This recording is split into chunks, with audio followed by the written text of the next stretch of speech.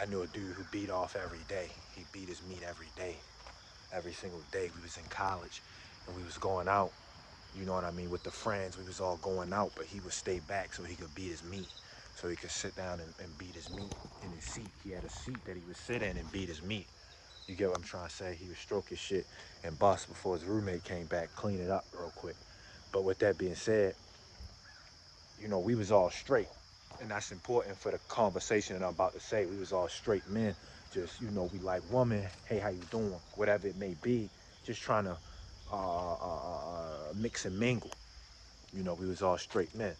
But with that being said, he used to beat his meat so much that he told me it turned him gay for a bit. He turned him into a homosexual for a little while. And look, let me say this.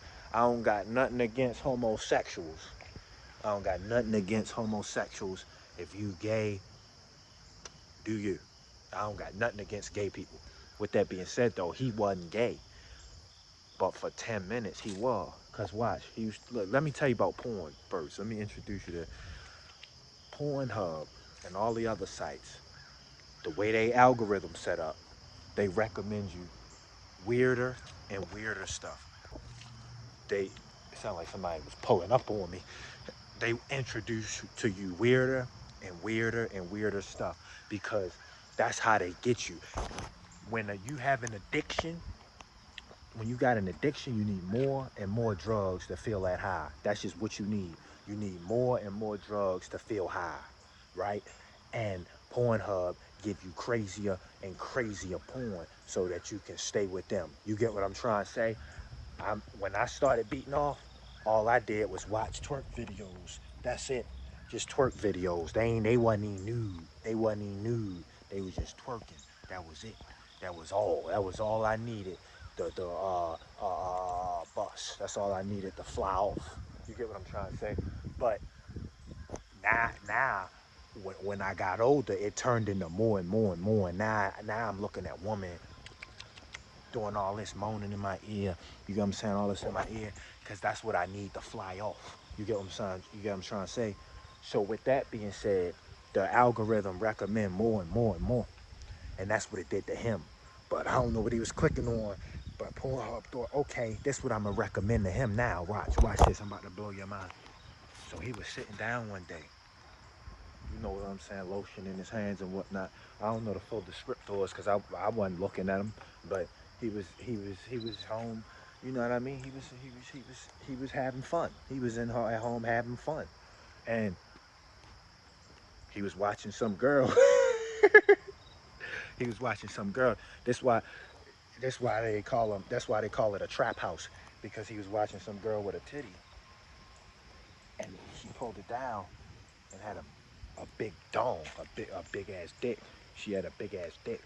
He was beating his meat to what he believed to be a woman, and she did that shit, and he had a big ass fucking huncho. He had a big ass huncho, veiny as fuck.